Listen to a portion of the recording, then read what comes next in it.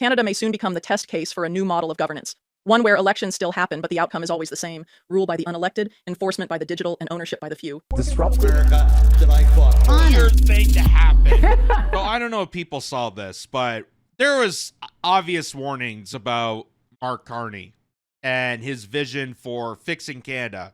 As he said, he's, came at the right time during a crisis, and that's why a central banker is the best we need to fix the country in regards of tariff wars, in regards of the demise of our economy, the demise of our culture and our country. No better than a global elitist tied to the WEF to fix the problems caused mostly by the WEF global elites. So I saw this reappear again. This is from April 7th, by the way. So this is a while back. But Whitney Webb, who people are very familiar with her. She writes amazing books. She's probably one of the smartest women I've ever heard. Like, so smart, it's scary that she's able to just list off, if you just mention one name, she can list off and cite all the other individuals connected with that one individual. Like, that's incredibly intelligent that she does for a living. So Whitney Webb, of course, had some insights about Mark Carney's vision for a digitized world, a future where centralized digital currencies, surveillance, and control replace personal freedom. So this was her on a podcast in which, when Canada was going through its election campaign season, she revealed a lot of detail about Mark Carney. And as we stated before, we have dove into during the campaign that people have to be aware of who this man is, that this guy that came out of nowhere, that no one knows who this guy is. They personally don't want to tell you this information because when you hear this information, obviously it's going to make Mark Carney the sinister one. And while they paint Pierre Poilievre because he's mentioning populist notions, even though that Pierre Poilievre is not really going to govern any differently than Mark Carney, unfortunately. That's how corrupted and captured our parliamentarian system is. But Mark Carney is directly from that cartel, directly coming from the central banker industry, the WEF. And here's Whitney Webb explaining this in detail and highlighting key factors of this. Canadian sovereignty, he's here to dissolve it. This is not an elected leader with a mandate from the people. This is a banker groomed by global institutions, positioned at the helm of the most powerful central banks in the West, and now parachuted into Canada's top office in the middle of an engineered crisis. Carney was governor of the Bank of Canada during the 2008 crash. Then he was handed the top job at the Bank of England, becoming the first non-Brit to hold that position in over 3 centuries. That wasn't a promotion. That was placement. A signal to the global financial elite that Carney wasn't just one of them. He was ready for the next phase of the project. And that project is global governance, technocratic control, a world where countries exist in name, but real decisions are made by unelected bureaucrats, asset managers, and central banks. Carney has never hid. And that's why Carney, when he went to visit in Europe, made the announcement of sending $273 billion of Canadian tax dollars, which majority of that is going to be printed because Canadians can't handle more of their tax dollars being siphoned away to this guy, to rearm Europe and do AI surveillance technology for European countries and Canada. This is all about global dominance. This guy is not here to represent Canada. He doesn't view Canada as a country. He views Canada as a shell company for institutions like the World Economic Forum, like Brookfield Asset Management, like all these international businessmen that truly do run the world. And that may have been a conspiracy 30, 20 years ago, but it's certainly not now. Certainly not when they're bragging about, when it's openly right in front of you. People just got to be aware of this. Oh, do you really believe that bankers gather together and cause chaos to other countries? Of course they do. What do you think Davos is? What do you think the G7 summits are? Are they eating snickerdoodles and talking about Survivor? No. They're deciding the fate of humanity and siphoning out countries for their donors, for their henchmen, for these globalist cabal. In his loyalties, he's a key figure within the World Economic Forum, a trusted architect of Klaus Schwab's Great Reset. He doesn't just support stakeholder capitalism, he helped design its playbook. He spent the last several years preparing the framework for an economic transition that replaces national interest with global compliance, freedom with surveillance, and sovereignty with dependency. Carney's language. And if you look at our recent bills, you look at Parliament, even though they're away on extended vacation, look at what bills are coming up. The big surveillance tool known as the border bill. They just passed Bill C-5 that grants them unlimited legal power to override and start distributing projects that are not in favor of national interests. They could say it's for national interests, but the population disagrees. These are Trojan horses. All these bills that seem like, oh, we're fixing Canada. It's going to be one great economy. You know, the one Canadian economy bill. Going to fix the country. That's a Trojan horse. Because Mark Carney's vision is not to help Canada, but just incorporate Canadians and put them into the globalist box. That's what this is about. Language is the same coded language used by every WEF loyalist: sustainability, resilience, inclusion, and climate finance.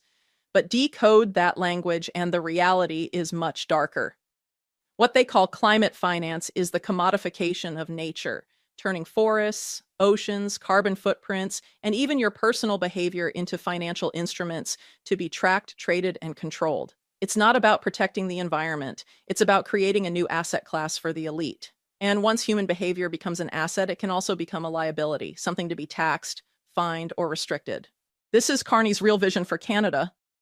Hence why the top environmentalists out there are people like Bill Gates and Jeff Bezos and Mark Zuckerberg, who buy expensive yachts, who travel on private jets, who Bill Gates describes, I don't have to worry about the climate because I'm going to buy carbon credits for myself. I can buy my way out of the restrictions. You know who can't? We can't. We get lectured on how you can't have a gas-powered lawnmower. We get lectured on what water we can use. We get lectured on what travel we can do. That we have to buy an electric vehicle. That you can't have a gas-powered stove. You can't barbecue in certain conditions. We're the ones that get lectured because we don't have a loophole. But they do. The people that are screaming the loudest about climate change, they have loopholes. Which goes to show you what a scandal it is.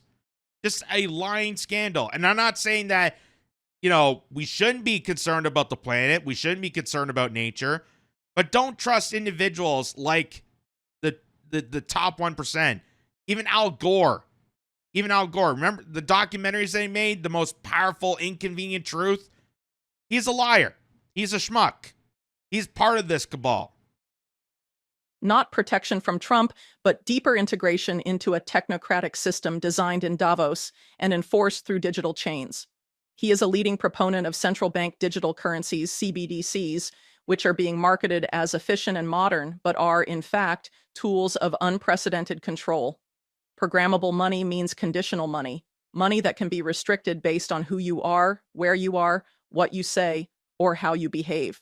Pair that with digital ID systems, biometric tracking, and algorithmic decision-making, and the result is a digital prison where your ability to participate in society depends on your willingness to comply with the demands of unelected global institutions. This is not a conspiracy theory. This is openly admitted policy. Carney has published it. The WEF has published it. The Bank for International Settlements has published it. What they need now is public consent, or at the very least, public submission. Carney is a central figure in what's being called the Great Reset, playing a pivotal role in pushing Klaus Schwab's dystopian vision. He's a strong advocate for stakeholder capitalism, a model where global corporations, not governments, hold the power, all while cloaking it in the language of sustainability and inclusion. The truth behind these terms, including the promotion of central bank digital currencies, CBDCs, reveals a digital prison, not a financial innovation. Carney's rise isn't about protecting Canada from external threats, including Trump. It's about integrating Canada into a global system that's already in motion. His vision for Canada isn't about preserving its national identity, but dismantling it entirely. Under his leadership, technocracy replaces democracy, where unelected elites like Carney manipulate policies for control. According to Whitney Webb, the technocratic future isn't a distant threat. It's already here. Let's hear more from her interview. Enter Trump. Yes, Trump's rhetoric is hostile. Yes, his tariffs are aggressive, but that aggression is being weaponized, not resisted, by people like Carney. It creates the chaos needed to justify the solution, the elevation of so-called responsible technocrats into positions of unaccountable power. Carney steps in not as a champion of Canadian independence, but as the system's answer to Trump's disorder. But the order being offered is not democratic. It's not even Canadian. It's global governance disguised as national leadership.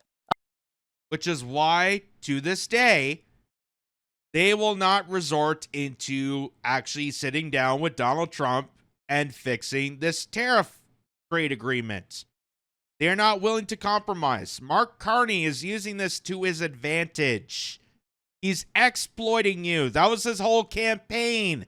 Oh, it came at the nick of time when there was a trade war. I'm going to fix Canada up. Elbows up. Elbows up. We're going to save Canada by selling bits and pieces off to the global dominance. Turns out your sovereignty is already being taken away, not from the United States, not by Donald Trump, but by even worse figures. And yes, Donald Trump is a loudmouth. Donald Trump has a lot of, stuff on his wall, but what Mark Carney is doing to Canada is far more dangerous. Because Trump is just a faction of the greater deep state. That's why they allowed Donald Trump to be president, unfortunately. Not because he's a wrench in stopping the deep state. He's a part of that deep state. He's a part of this agenda, which is why this trade war is nothing more than a shenanigan. It's nothing more than distraction. It's a circus. And Mark Carney is going to take that and wave it in front of you as a distraction while he siphons out Canada. He siphons out the resources to his globalist buddies that don't care about the country of Canada. They don't see countries. They see companies and the international transfer of dollars. That's all it really is. Anyway, let's see the rest of this. A managed transition from self-rule to centralized oversight, not from Washington, but from Davos, Basel, and BlackRock. Carney won't resist the encroachment. He will facilitate it. Because he's not here to lead, he's here to manage the integration, the merging of financial systems, defense strategies, digital infrastructures, and social controls. And this didn't start with Carney. It's been building for decades through trade agreements like NAFTA and USMCA, through partnerships in biometrics, cybersecurity, and cross-border data regulation. But Carney represents the final phase, the normalization of technocracy, the replacement of politics with procedure, of freedom with functionality, of leaders with managers. He doesn't rant like Trump. He doesn't posture like Trudeau. He speaks with a calm, measured tone of a man who knows the future is already written, and your vote isn't part of it. So while the media sells him as the adult in the room, what we're really getting is a global enforcer in a Canadian mask. A man who speaks for the institutions that created the financial crisis, profited from the pandemic, and are now positioning themselves as the saviors of the climate emergency. It's the same playbook: crisis, reaction, control, and behind it all is a vision of the world that has no room for national identity, individual liberty, or democratic resistance. Only metrics, only compliance, only systems. So ask yourself, is Carney really standing between Canada and Trump? Or is he helping to deliver the country into something far more dangerous, a system where sovereignty is obsolete and your freedom is just a temporary privilege, subject to revocation? This isn't about one man, it's about the machine he represents, and unless we name it, expose it, and reject it, Canada may soon become the test case for a new model of governance. One where elections still happen, but the outcome is always the same: rule by the unelected, enforcement by the digital, and ownership by the few. Mark Carney's rise to power in Canada isn't about saving the country. It's about folding it into a larger, faceless global technocratic machine that treats national sovereignty like an outdated relic. While the world's been distracted by trade wars and border squabbles, Carney and his cohorts have been quietly orchestrating the demolition of independent nations, turning them into pawns in a global marketplace. And what are they selling? Your freedoms. Under the guise of buzzwords like sustainability and resilience, Carney's agenda isn't about protecting the environment, it's about controlling every aspect of your life. And it gets worse. Soon, human behavior won't be something private or personal. It'll be a marketable asset, tracked, monitored, and traded like stocks. According to Whitney Webb, everything about you could soon be tracked, quantified, and controlled, from your diet to how often you fly, even down to your political opinions. In this emerging system, every aspect of your behavior will be scrutinized to determine if you're playing by the rules. She warns of the rise of programmable money, where access to your funds could be restricted based on your actions, step out of line, and your bank account could be frozen, robbing you of your financial freedom. But the control doesn't stop there. Webb foresees a world where digital identities, biometric tracking, and surveillance algorithms determine who has access to what. This isn't a distant dystopia. Today's web tracking and facial recognition are the beginning, and Carney's vision promises an even more invasive future. This digital technocracy isn't some accidental byproduct of progress, Webb argues. It's the result of engineered crises, economic crashes, pandemics, and geopolitical tensions, all orchestrated to create chaos, paving the way for even tighter control. The more we embrace this digital world, the more we surrender our privacy, autonomy, and freedom, all under the guise of efficiency and global cooperation. Thanks for watching. Please remember to hit the like button and subscribe to the channel for more content. There you go. Dark, cruel worlds. I hope it was worth it. I hope all those elbows up people saw that. And think to yourself, was it worth it? Is it worth it? Oh my God, Pierre Poilievre. Oh my God, Maxime Bernier. Oh my God, there's conservatives out there. Of course we gotta sell ourselves out to a centralized banker that is gonna do more sinister things. And at least in the fact of Trudeau, compared to Carney, Trudeau could not handle a conversation. Trudeau would stand up on stage and make a clown of himself. That was the benefit of having Justin Trudeau. People can easily see what a dupe that guy was. Mark Carney, however, is poised. Mark Carney is the individual who will smile on stage and make you feel hopeful, make you feel gratitude, make you feel like this guy represents, as they say, he's the adult in the room. He's the adult in the room. He's got the confidence, the libido, the moxie to handle a crisis like this without Canadians informing themselves or doing background research or, hey, there's a book out that he published called Values that highlight exactly how he's going to govern. Exactly how he's going to govern. And my God, just reading bits and pieces of it, you know, I hate to blackpill people. I hate to be, you know, the Debbie Downer of this, but holy crap. Are you in for a hell of a roller coaster if we don't act fast? And, you know, why exactly did they push Mark Carney? Not only because of the connections to the WEF, which a lot of our parliament is deeply corroded into, but because also Mark Carney, as told by Jacobin here, Canada's betting on Mark Carney, technocrat extraordinaire. As the election looms, Mark Carney is the face of Canada's Liberal Party comeback and the latest figure to stand between the country and Trump-era fallout. He may also be its first casualty. So the Liberal Party that was on its deathbed with Justin Trudeau to the point that he had to resign got a huge comeback, got a short, huge comeback with Mark Carney at a time where they predicted that Trump was going to put on these tariffs, at a time where they knew that there was going to be this trade tension, almost like they planned it out, almost like they want these tariffs to exist, almost the reason why to this day they haven't resorted in fixing it. They haven't sat down. They haven't negotiated. They haven't done anything yet. Because they want to keep this going, to keep you distracted, to keep the circus going while they siphon out this country. Like I said, Mark Carney is viewing Canada like a shell company. It's like Hudson's Bay. They're slowly liquidating more and more of Canada to international buyers who want to buy it out. That's why our economy is crap. That's why the country is in chaos. That's why there's crisis on top of crisis on top of crisis. But it's okay. It's okay because a central banker coming in to fix it is going to digitize everything. So we're going to, predict crimes before it happens. We're going to, track down people's social media posts. We're not actually going to fix problems, but we're just going to, disguise the rhetoric to make it look like we're fixing problems. And here's also another factor, and we've shown this before. I wish I had the original article. I think it was from The Independent. But here's the CBC reporting. Can Mark Carney defeat Canadian populism? So this is the big thing. This is the big thing. It's not only, hey, we need to defeat Pierre Poilievre. It's not only, hey, we got to, have a central banker to continue on our controversial, 2030 agenda. But they need a guy who's smart and capable enough to distract you from actual populism, which is now the dirty word.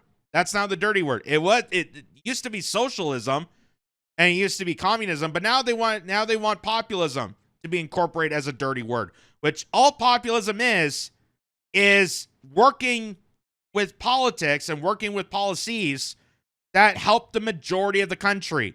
So if majority of the working class Canadian populace wants to build more pipelines, that would be considered a populist agenda, that we need to build more pipelines, that we need to protect free speech, that we need to crack down on crime, that we need to have proper border security. Those are all populist policies. And Mark Carney was hand-chosen by the Liberal Party, being coordinated with the WF. That's how Ruby Dalla lost her position, even though she was number 2 on the list. She got kicked out, and they made false accusations on her to kick her out of the running because they needed someone like him to kick down populism. They cannot ever, ever have a united front of working class Canadians on all grounds, on all religions, on all backgrounds, working together to fulfill promising policies like pipelines, like protecting free speech, like actually investing in infrastructure and healthcare and education, so that's not in shambles. So we're not seeing hospitals closing down ER facilities. So we're not seeing overcrowding where you have to sit there for 6 hours just to see a doctor. Having proper border security so we can actually have a country. Because if you don't have proper border protection, there's no sense of having a country. That's not me saying that. That's people like Bernie Sanders saying that. That's a lefty saying that. That's used to be a left-wing position. And now they consider that right-wing. Anything that works for the people is considered right-wing at this point.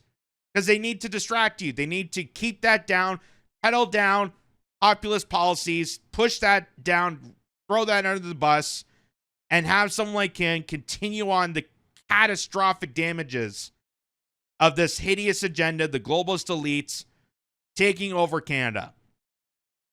That's why they have someone like Mark Carney. So I hope it's worth it for all the, elbows up people. And I have gotten so much flack from people thinking that, I'm, not Canadian enough by not supporting Mark Carney. How dare you not be patriotic? No, I am patriotic. That's why I have this show. That's why I talk about these controversial issues, because I want to help Canada flourish. I want to actually help Canadians. I'm not subscribing to a tribe and making sure my tribe wins. You need to get out of that mindset. You need to get out of that. Get out of the cult. Read more. Understand more. Look into the work of Whitney Webb.